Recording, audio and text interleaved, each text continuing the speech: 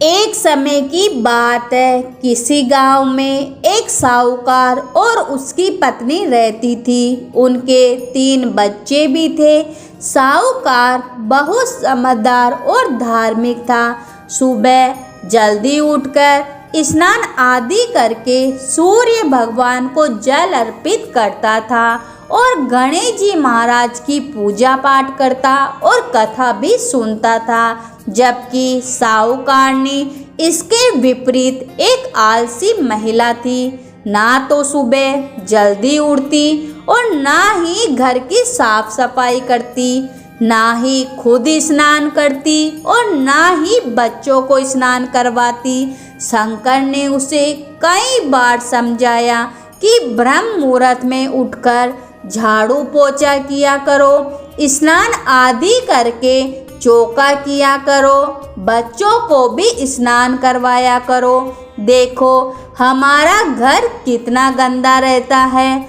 जिस घर में गंदगी होती है वहाँ कभी भी बरकत नहीं होती है।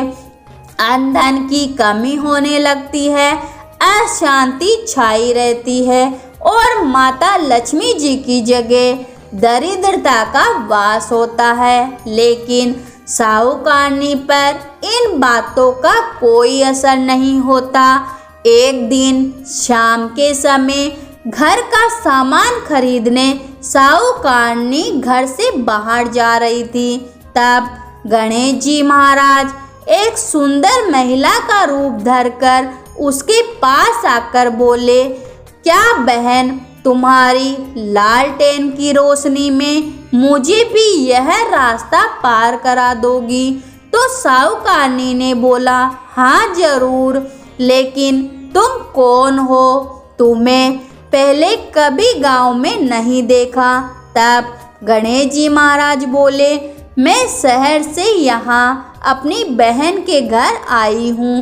दोनों बातें करते करते रास्ता पार कर रही थी तो साहूकारनी बोली, बहन तुम कल सुबह मेरे घर आना, हम दोनों खूब सारी बातें करेंगे। अगले दिन गणेश जी महाराज साहूकारनी के घर पहुँचे और घर की दशा को देखकर बोले, क्या बहन तुम घर की साफ सफाई नहीं करती?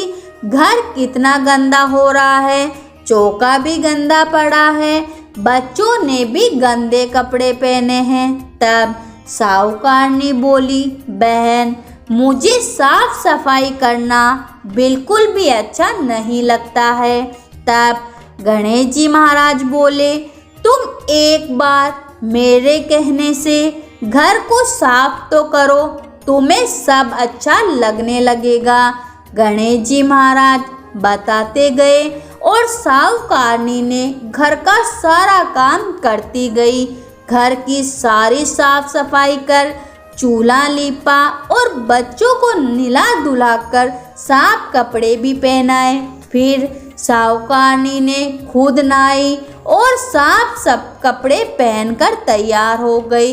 इस तरह गणेश जी महाराज एक औरत का रूप धरकर रोज साहूकार के घर आते और उससे घर की अच्छे से साफ सफाई करवाते। इस तरह कई दिन बीत गए।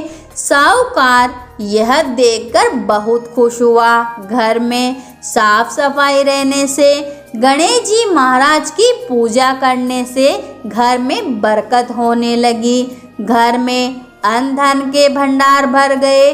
साहूकारनी पड़ोसन के घर आई और उसकी तरक्की को देखकर नहीं रह पाई और उससे पूछने लगी कि अचानक तुम्हारे दिन कैसे फिर गए?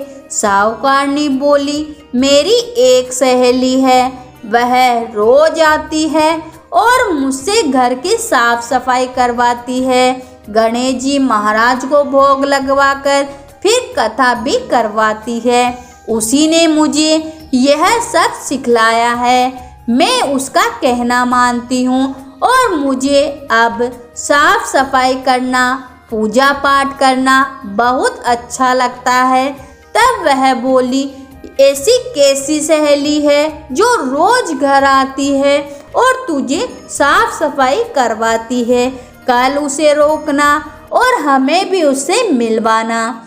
दूसरे दिन जब गणेश जी महाराज आए तो साहूकारनी ने उन्हें जाने नहीं दिया और बोली, बहन, मेरी पड़ोसन ने मुझे कल ताना मारा था कि कैसी सहेली है जो तेरी रोज आती है और चली भी जाती है, तेरे घर रुकती क्यों नहीं है?